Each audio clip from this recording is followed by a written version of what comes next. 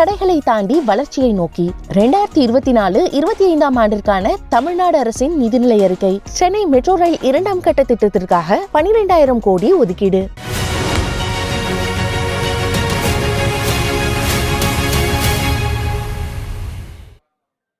மத்திய அரசுதான் மாநில அரசின் திட்டங்களுக்கு ஸ்டிக்கர் ஒட்டி வருவதாகவும், விழா மேடையில் கூட எங்கள் பெயரை சொல்ல பிரதமர் மோடிக்கு மனமில்லை என்றும் தூத்துக்குடி நாடாளுமன்ற உறுப்பினர் கனிமொழி தெரிவித்துள்ளார். சென்னை விமான நிலையத்தில் செய்தியாளர்களிடம் பேசிய அவர் இவ்வாறு கூறினார். தேர்தல் வரக்கூடிய இந்த நேரத்தில் சில திட்டங்களை அறிவித்திருக்கிறார்கள். நாங்க தொடர்ந்து எத்தனையோ திட்டங்களை தமிழ்நாட்டுக்காக முதலமைச்சர் அவர்கள் ஒவ்வொரு முறையும் பிரதமரை சந்திக்கும் பொழுது கோரிக்கையாக வைக்கிறார்கள். ஆனால் எதையுமே இது வரைக்கும் நிறைவேற்றி கொடுத்ததில்லை.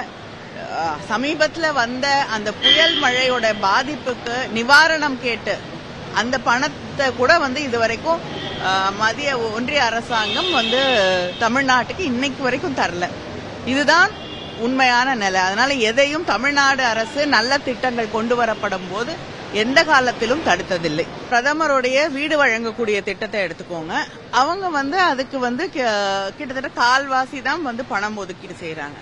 முக்கால் அளவு பணத்தை தமிழ்நாடு அரசாங்கம் தான் கொடுக்குது. பிரதமர் மந்திரி வீடு வழங்கக்கூடிய திட்டம்னு பேர் வச்சு அதுல ஸ்டிக்கர் ஒட்டிட்டு இருக்கிறது எனக்கு தெரிஞ்சு பிஜேபி தான்.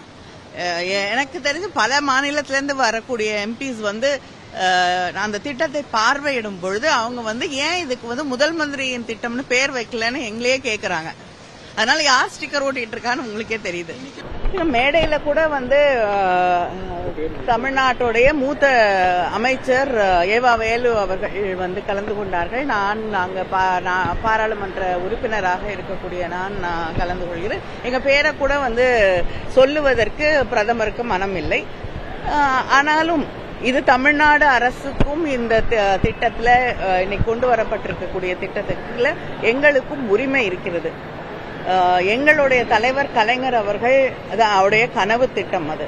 அதனால நாங்கள் கலந்து கொள்வோம் என்று அதற்காக நாங்கள் கலந்து கொள்வோம். இது அவங்களுக்கு தெரிந்த நாகரிகம், அவ்வளவுதான். அதனால அதை பத்தி நாங்க கவலைப்படுறதாக இல்லை. பிரைம் மினிஸ்டர் இங்க வராரு. அவரை நேரடியாக பிரதமர் அவர்கள் ரிசீவ் பண்ணி மகாபலிபுரத்துல 2 பேரும் வாக்கிங் போறாங்க. அப்படி இருக்கக்கூடிய சூழல்ல அதை எதிரி நாடுன்னு யாரும் இது வரைக்கும் அறிவிக்கல.